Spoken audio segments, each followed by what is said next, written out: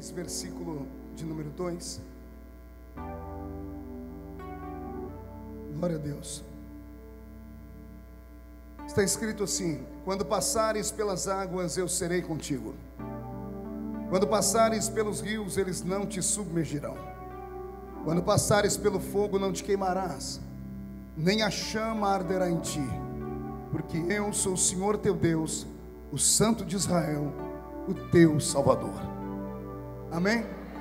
Eu vou ler de novo para ver se te empolga um pouquinho mais. Quando passares pelas águas, eu serei contigo.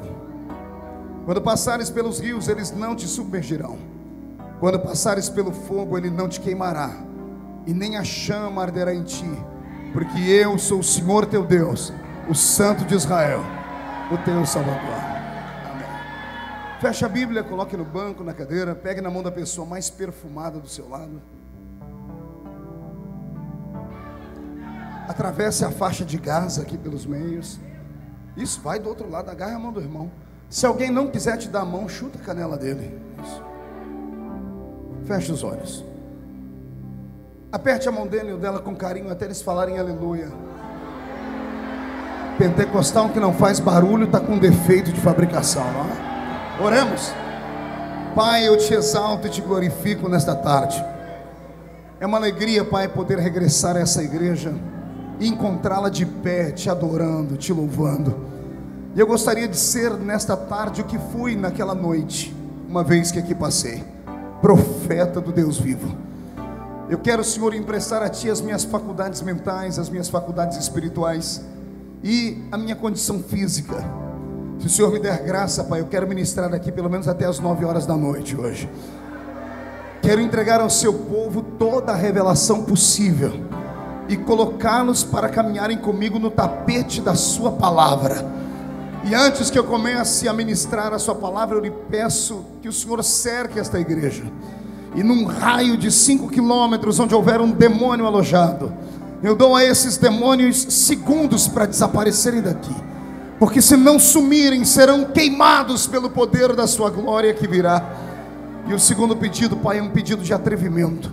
Abre a porta do céu sobre este lugar, manda anjos de fogo descerem aqui, que eles comecem a esparramar brasas de fogo tiradas do Seu altar.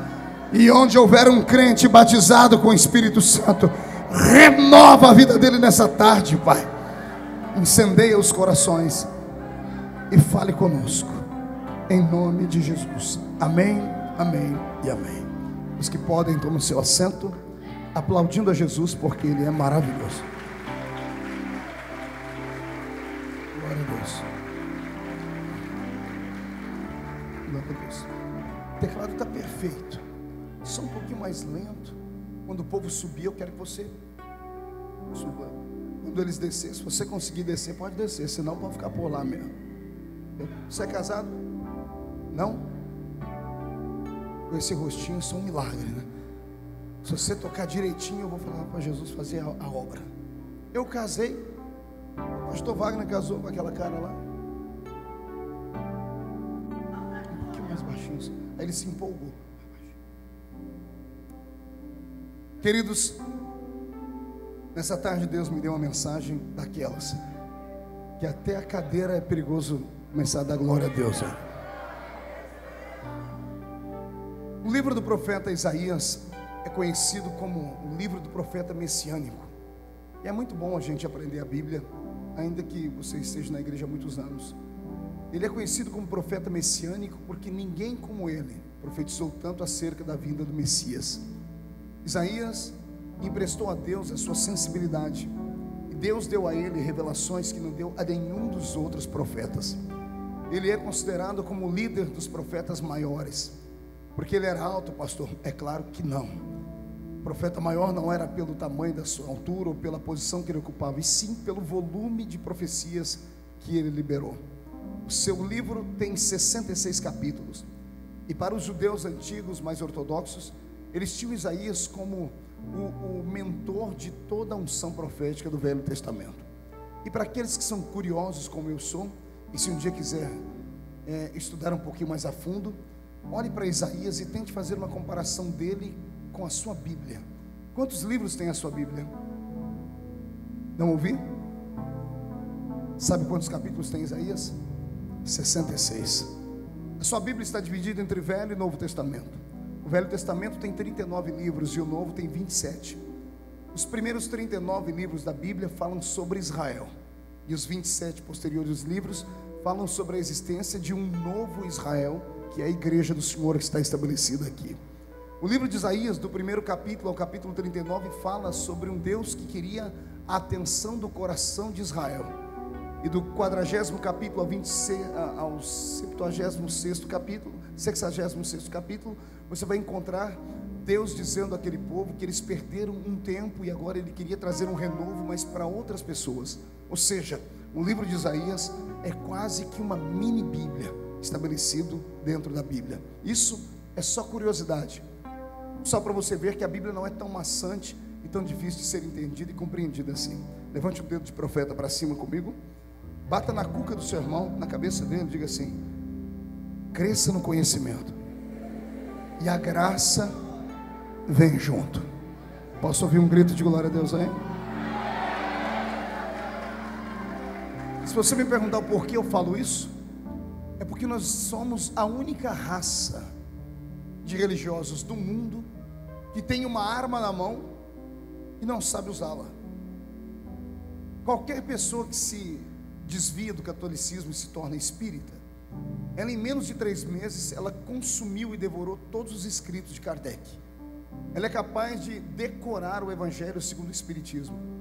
Qualquer evangélico que sai da sua fé evangélica e é enganado pelo diabo e vira testemunha de Javoíno, ou testemunha de Jeová, como queira, em menos de 6 meses ele é capaz de recitar para você de cor mais de 100 versículos acerca dos dogmas errados daquele cidadão que ensinou eles aquelas doutrinas pérfidas. Qualquer pessoa fora do clã gospel, fora do clã evangélico, conhece tudo aquilo que ele fala. Qualquer menino do Islã, aos 5 anos de idade, é capaz de recitar para as pessoas as principais bases das doutrinas de Muhammad, o cidadão que criou toda aquela doutrina, Muhammad Maomé. Qualquer menino judeu, aos 8 anos de idade, é capaz de recitar de cor as 613 leis que o judeu tem que respeitar diariamente. Só nós é que damos bom dia a cavalo. Dia desse eu estava num culto de ceia, naquelas igrejas mais antigas, onde enquanto a gente vai lavar a mão, o pastor diz: cada crente levante e recite um versículo. E um levanta e diz: o Senhor é meu pastor e nada me faltará, Salmo 23. O outro levantou, vários versículos conhecidos. Daqui a pouco levantou o irmãozinho e disse assim: como é que foi mesmo, Jesus? Calma aí. Ele levantou e gritou assim: fazei o bem sem olhar a quem. E sentou. O presbítero falou assim: irmão, onde é que está escrito isso aí? Na Bíblia. Aí ele levantou: não está escrito não. Ele levantou e falou: mas devia estar, porque é tão bonitinho isso. Então, em nome de Jesus, conheça o que você tem na mão. Tenha paixão pela Bíblia. Anime-se em conhecer essa bússola que te guia para o céu. A minha já está velhinha e gasta. Eu conheço o bom crente quando a Bíblia dele está desse jeito aqui, ó, toda rasgada, toda suja. Ah, pastor, mas isso aí não é desleixo. Não, é sinal de que essa arma está sendo bem usada. Dá uma olhadinha de canto de olho para a Bíblia do seu irmão. Nem aquela partezinha dourada desbotou até hoje. Agora eu provo para você onde é que ele lê. Depois de supetão, abre a Bíblia dele, depois, não agora, lá no Salmo 23 ou no Salmo 91. Está amarela. E deixa aberto do lado da cama. Deixa aberto na sala. Usamos mandinga evangélica. Não faça isso em nome de Jesus. Não, pastor, mas é que eu achei a maneira mais fácil de ler a Bíblia. Como eu comprei aquela caixinha de promessas. Eu conheço um monte de gente quando está passando pelo vale, vai lá na caixinha de promessa e pega. Deus vai falar comigo agora. Só que lá só tem promessa boa. O cidadão pode estar em pecado, pode ter matado uma pessoa, pode ter dado um tiro na cara de alguém, pode ter maltratado o pastor. Ele vai abrir e vai encontrar lá: eu sou contigo e não abro. Troque a caixinha de promessa pela Bíblia da promessa.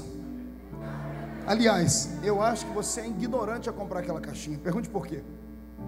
Você vai pagar de 5 a 10 reais numa caixinha que tem 100 promessas. No meu livro sagrado, eu li ele 18 vezes de capa a capa. E alguns livros em paralelo, em particular, eu cheguei a ler 50, 60 vezes paralelamente. Eu tracei uma vez e fui colocando só o que era promessa. Eu enchi 3 cadernos. São 32.000 promessas aqui dentro. E 1/4 dessas promessas é só para não te ver com essa carinha triste aí. Pergunte o que fala elas, pastor. Pergunte o que diz esse 1/4. Diz que você pode ser perdoado de qualquer pecado cometido. 8.000 promessas aqui são só sobre perdão. Então, conheça a Bíblia, ame a Bíblia, devore a Bíblia.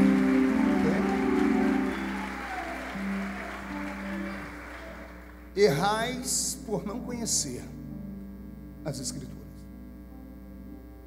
Isaías foi um erudito. Era notório o seu conhecimento na época, porque ele tinha acesso aos livros. E ele chegou a dar aula na Universidade de Jerusalém.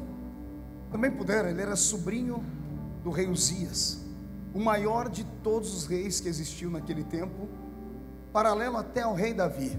Se você não conhece a história de Uzias, pare uma hora para ler. Você vai ver que a Bíblia diz assim: e a fama deste rei percorreu toda a terra. Ele chegou a ser um rei tão famoso, tão piedoso e tão santo, que eu aprendo na vida dele algo que me dá arrepio. Pergunte o quê? Que o diabo não pega o homem só no pecado, o diabo pega o homem na pureza dele também. Talvez seja por isso que Salomão disse: não sejais demasiadamente justo e nem demasiadamente ímpio, porque todo extremo é perigoso. Todo pecador demais, ele corre o risco de ir para o inferno direto, e todo aquele que é santo demais corre o risco de ficar orgulhoso da sua pureza e da sua santidade, e achar que pode olhar de cima para baixo e julgar as pessoas. Ali ele entrega o seu coração ao diabo também, porque na esfera da terra ninguém pode julgar ninguém, somos todos iguais aqui. O diabo pegou o rei Uzias na pureza dele. Ele era tão santo, tão puro, que um dia, na falta de um sacerdote, ele queria fazer uma consagração pelo povo, e o sacerdote não queria fazer porque não era época, faltava alguma coisa, tinha alguma coisa contrária àquele momento. Pois não é que ele entrou dentro do santuário e ele mesmo ofereceu sacrifício a Deus, mas ele era ungido para ser rei, não era ungido para ser sacerdote. Eu aprendo outra lição aqui: a unção que é sua, eu não posso querer tocar nela, e você não tente tocar na unção que é minha. Fique na posição que Deus te chamou, e eu fico na que Ele me chamou. Não queira fazer sombra ou criticar a minha maneira de agir, assim como eu não vou fazer sombra e não vou criticar a maneira de você agir. Para cada um de nós, Deus deu uma beleza. Aqui está a beleza do corpo. Cada um é cada um. Imagine se na sua mão você tivesse dedos todos iguais. Que coisa horrível, esteticamente falando. Cada um tem a sua posição. Quem foi ungido para ser rei, que seja rei. Quem foi ungido para ser sacerdote, que seja sacerdote. Isso aqui dá uma pregação de 6 horas, pastor Wagner. O que tem de gente que tem a unção do rei, e só porque a unção do rei é a que mais aparece, ele acha que pode ser sacerdote ou profeta. Pergunte para mim, qual é a unção do rei, pastor? É aquela unção que poucos recebem na igreja. É a unção de ser rico, é a unção financeira. Porque Deus ungia no Velho Testamento reis, sacerdotes e profetas. O sacerdote era ungido para quê? Para ouvir as lamúrias do povo, pegar um sacrifício, ir no altar e apresentar. Enquanto a fumaça subia, Deus olhava para a terra, e o sacerdote então ouvia o povo e dizia: Senhor, perdoa o povo. Era para isso que o sacerdote era ungido. Só um sacerdote falava direto com Deus e entrava no Santo dos Santos. Paralelo a esse, Deus levantou os profetas. Para que é que um profeta era ungido? O profeta era ungido no viés contrário. O sacerdote era ungido para ouvir o povo e falar com Deus. O profeta era ungido para ouvir Deus e falar com o povo. O profeta vivia isolado, porque o ouvido dele doía, porque Deus abria a boca dele lá de cima e gritava e dizia: diz ao meu povo isso, isso e isso. Sacerdote e profeta geralmente não combinam. Oh glória. Talvez seja por isso que o ministério que o Senhor me deu é tão perseguido. Por quê? Porque a palavra de Deus para o sacerdote é esse: mande o povo fazer um altar. Aí vem o sacerdote, faz o altar, e o altar não está do jeito que Deus quer. Aí Deus usa o profeta e diz: vai lá e diz que esse altar está desmantelado. Sacerdote e profeta geralmente não combinam. Todavia os dois completam o rei. Para que é que serve o rei? O rei serve para ter sustento, riquezas para sustentar o reino, o sacerdote e o profeta. E nos tempos em que vivemos, Parece que alguns sacerdotes perderam a visão, porque vem crentes ricos na igreja que dão seu dízimo, que dão seu sustento, a sua oferta, o seu sacrifício, e só porque a pessoa é bonita e rica, ela tem mais facilidade de chegar aqui do que aquele irmão que não tem nada. Então, em nome de Jesus, que isso seja repreendido do nosso meio. Cada um fique na posição em que foi vocacionado e chamado. Amém? Murcha a barriga, estufe o peito, acotovela o seu irmão e diga: fique na sua, que eu fico na minha. Agora pegue na mão dele e diz: isso não impede da gente caminhar junto, mas eu faço a minha parte e você faz a sua. Só quem crê, dê um grito para acordar a cidade inteira.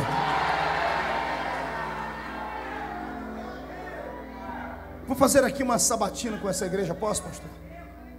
Qual era a função então do profeta? O profeta era ungido, eu dei aqui um significativo, que ele era ungido para ouvir Deus e falar para o povo. Aqui nesse meio aqui, entre aquele corredor e aqui, só aqui, alguém pode me definir o profeta? Para que servia a unção profética? Um só, me diga. Isso eu já falei. Você me diga, qual era a unção do profeta?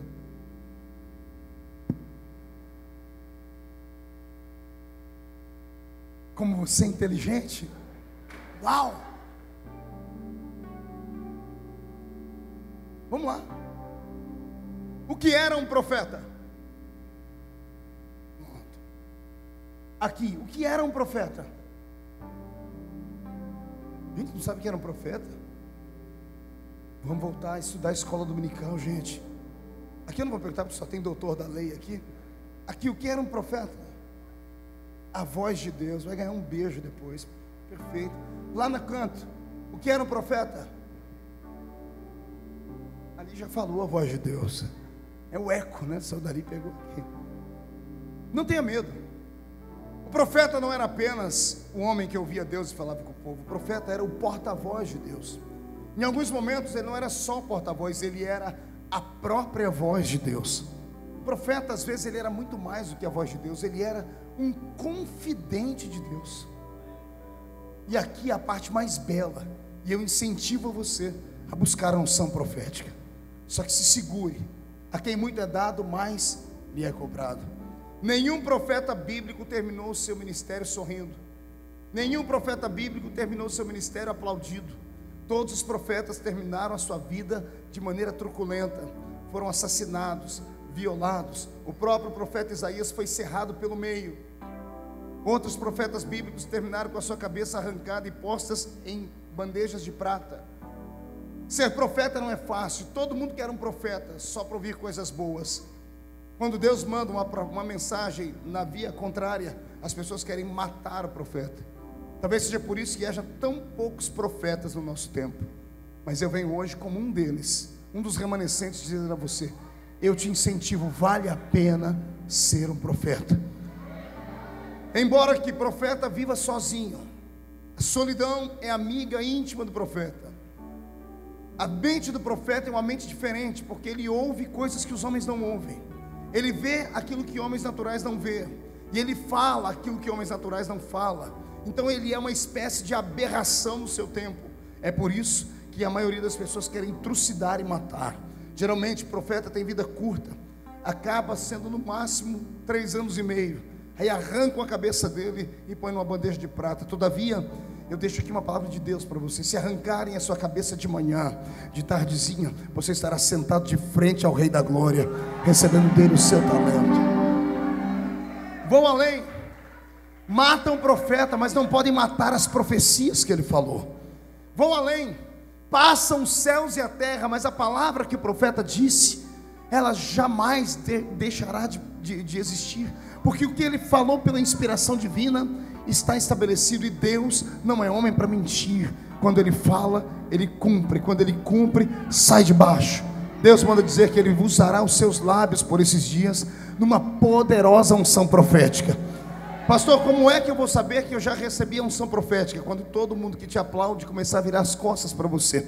Quando as pessoas que te olham e te chamam de bonitinho começarem a te ignorar. Quando as famosas rodinhas começarem a te expurgar. Não fique triste, comece a ficar feliz, porque quanto menos amigos você tiver na terra, mais amigo daquele lá em cima você será. Deus está procurando gente que queira ser mais amiga dele. Eu sei que alguns que já leram a Bíblia como eu, quando chegaram em profetas como o profeta Jeremias, pensaram duas vezes em voltar atrás. Pense num profeta que passou 40 anos, quantos anos eu disse? Profetizando, e nenhuma das suas profecias se cumpriu enquanto ele estava vivo. Você dorme com esse barulho? Já pensou você profetizar 40 anos inspirado por Deus e tudo que você fala, tem alguém sempre do seu lado marcando, até hoje não aconteceu nada, e te chamarem de falso profeta, e por causa da inspiração profética, você sabe qual o prêmio que ele recebeu? Uma masmorra. Masmorra não é prisão comum, masmorra é prisão para os piores tipos de elementos. Ela ficava no subsolo do palácio, não havia entrada de luz, o homem era tratado como um bicho no isolamento. Como ficava muito no subsolo, o ambiente era úmido. Como era úmido e sem luz, o homem ia se definhando lá dentro. Alguns anos lá dentro fez com que Jeremias recebesse a seguinte nomenclatura: o profeta chorão, o profeta das lágrimas. Porque eu acredito que no meio da solidão até ele deve ter se questionado: será que o que eu profetizei veio mesmo do Senhor? Será que foi Deus mesmo quem falou comigo? Imagina você passar a sua vida inteira profetizando e não ver nenhuma palavra profética se cumprir, e você ter que morrer com seu pulmão todo estourado, com dificuldade de respiração. Foi assim que ele terminou os seus dias, e nenhuma de suas profecias se cumpriram enquanto ele estava vivo. Todavia, milhares de anos mais tarde, quando um certo nazareno andava por essa terra, e ele olhou para os homens que seguiam ele, ele perguntou: quem dizem os homens que eu sou? Um deles levantou: dizem por aí que o senhor é Jeremias. Você não entendeu nada? É duro não conhecer a Bíblia, né? Mas vou repetir tudo de novo. Jeremias, o profeta, profetizou 40 anos e nenhuma palavra profética se cumpriu e morreu. Milhares de anos depois, veio um homem andando na rua que o povo chamava de Nazareno. Quem era? Não ouvi quem era. E Jesus era quem? Jesus era quem? Você não sabe nem quem era Jesus? Meu Deus do céu, eu vou começar a pregar tudo de novo aqui. Vamos ver a barra da Bíblia. Quem era Jesus? Deus eterno. Diga para o seu irmão, ele era Deus, irmão. Diga, ele ainda é Deus, irmão. Diga, ele ainda será sempre Deus, irmão. Quem crê que Jesus é Deus, levante a mão aí. Então irmão, você só tem 2 neurônios na cabeça, o tico e o teco. Jesus, as irmãs que pintaram o cabelo, Pai de louro, não deixa a água oxigenada chegar no cérebro, Pai. Deixa elas pensarem com a raiz hoje. Vamos lá. Trabalha comigo, viaja comigo. Eu estou dizendo que Jesus andava pela terra. O nazareno que eu falei era Jesus, e Jesus é Deus. Quando Deus andou pela terra e profetizou, ele perguntou aos homens: quem dizem que eu sou? E os homens disseram: estão falando que o senhor é Jeremias. Você não entendeu? Vou repetir de novo. Quando Deus andou na terra e perguntaram para ele: eu pareço com quem? Disseram: você parece um profeta que profetizou 40 anos e não se cumpriu nada. As suas palavras pesam como a palavra dele. Eu imagino Jesus enfiando a cara lá dentro do paraíso, dizendo assim: Jeremias, gostou do presente que eu te dei? Os homens não acreditaram quando você estava aqui, mas quando eu, o Deus eterno, desci, acharam que eu era você, Jeremias. É porque eu estava dentro de você quando tu profetizava.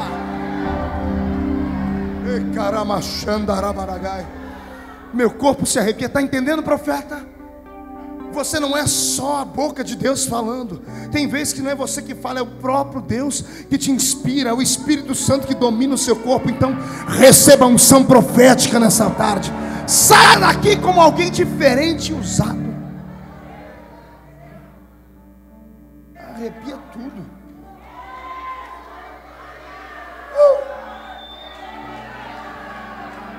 Dependendo do nível de intimidade do profeta com Deus, ele não precisa esperar Deus mandar ele falar.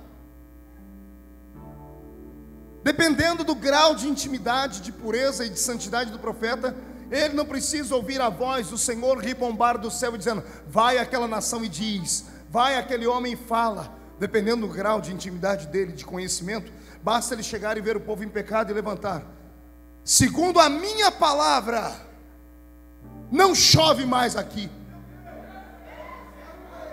Não entendeu? Estou dizendo que tem profeta que tem uma unção com Deus tão grande que Deus não precisa chegar no nome dele. Vai e profetiza. Se o coração dele desejar e ele ir falar: segundo a minha palavra, sua vida vai mudar. agarre a palavra e guarde dentro do peito. Pode ter alguém que acredite em profecia tanto quanto eu, mas mais do que eu não. Pode ser uma criança, pode ser um ancião vir falar comigo. Ontem eu parei lá no Bom Retiro e ouvi umas 4 profecias. Eu paro para ouvir, tem irmãos do meu lado dizendo: pastor, isso é da carne. Um dia eu repreendi o irmão, falei: irmão, é da carne sim, mas não é essa carne aqui não, é da carne do músculo que pulsa sangue, veio do coração do profeta. E se veio do coração dele é coisa boa, que dificuldade eu tenho em receber? Agora, se for coisa ruim, é claro, aí eu vou orar ao Senhor e fazer teste. Mas se for coisa boa, eu recebo na hora. Porque tem gente que tem intimidade com Deus e você sabe disso. Você nunca reparou que quando você vai fazer a sua festinha de fim de ano, quando você vai fazer o seu churrasquinho, você tem algumas pessoas que você convida. Todavia, quando você passa pelo vale, você tem outras que você procura. Quando passa pelo vale, você não chama aqueles que vão com você para o churrasco para orar com você. Você vai sempre naquele irmãozinho que você evita encontrar lá na igreja. Aquele irmãozinho que você evita encontrar ele, porque ele é sempre estranho, a roupa dele não bate com a sua, o cabelo dele não bate com o seu. Mas bastou passar pelo vale, você sobe o morro. Fala assim: irmã, dá para orar por mim? Por quê? Porque nós sabemos que tem gente na terra que tem mais intimidade com Deus do que outros. Profeta tem intimidade com Deus. E eu profetizo que nessa tarde o Senhor Deus vai te levantar a um nível de intimidade tão grande, que a sua casa será o ponto mais próximo do céu no bairro onde você mora. E você será a boca de Deus nessa terra. Se alguém acredita nisso, pega a palavra e grita: recebe esta unção.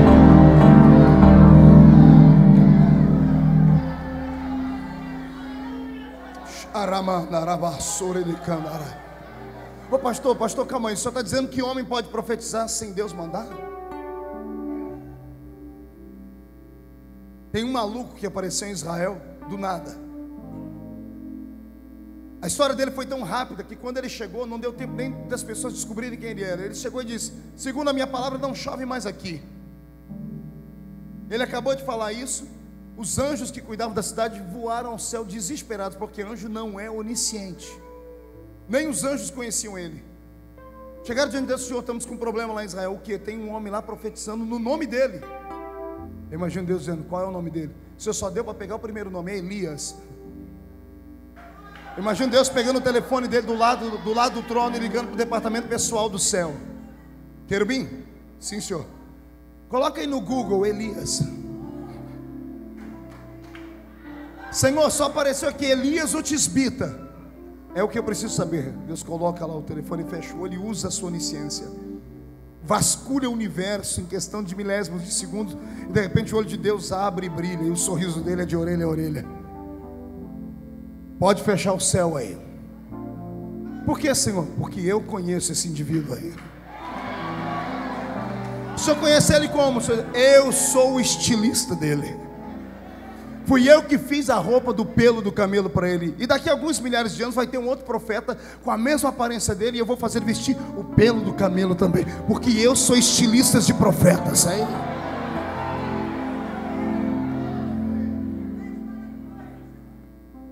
Elias era conhecido pela sua autoridade e pela roupa que vestia. Oh, glória a Deus, isso aqui é bonito demais. Elias está no meio do caminho, lá vão subindo 2 rapazes. Elias fala: onde vocês vão? Nós vamos subir até Baal, porque Acabe está doente e ele quer saber se ele vai viver. Elias entra na frente e diz: volte e diga para Acabe se não há Deus em Israel. E diga para ele que do leito em que ele subiu ele não desce, vai morrer. Acabe esperava os rapazes voltar meses depois. Horas depois entra os rapazes dentro do quarto. Ué, mas já foram? Já. Mas encontraram Baal? Não, nós encontramos no meio do caminho um homem. E ele deixou a gente com tanto medo que a gente voltou. Qual era o nome dele? E nem o nome nós perguntamos. E o que é que ele disse? Ele disse que o senhor no leito que subiu, o senhor vai morrer, não vai descer. Vocês não sabem o nome dele? Não, mas como é que ele se vestia? Quando eles desenharam a roupa de Elias, Acabe disse: chama a funerária. Pode chamar a funerária, porque esse aí, o que ele fala acontece. Receba a unção que estava sobre Elias hoje. Seja profeta nesta geração. Aleluia. Vamos dizer uma outra coisa. Isso aqui talvez vá desmistificar muita coisa na religião evangélica. A profetas, Deus faz pedidos que não faz a gente comum. A exigência de Deus com aqueles que têm unção é diferente da exigência feita para aqueles que apenas congregam. Alguns de nós, Deus pede coisas que jamais vai pedir a outros. Eu vou contar uma história aqui agora que parece história de terror evangélica. Meu amigão, tecladista, faz uma música tipo Alfredo Hitchcock aí para mim. Suspense. Yes, you understand me. Era uma vez, na cidade de Uberlândia, Minas Gerais, uma jovem senhora rica. Ela era fazendeira, bonita, Miss Triângulo Mineiro. O seu nome não era tão bonito quanto ela, Oriovalda. Oriovalda se converteu ao Evangelho. E ao se converter, recebeu uma unção de Deus tão grande que ela pregava mais do que pastores. Orava e Jesus curava a todos. Eu assisti reuniões com ela, dela colocar em fila indiana, um atrás do outro, mais de 100 pessoas, e passar daqui para cá tocando neles.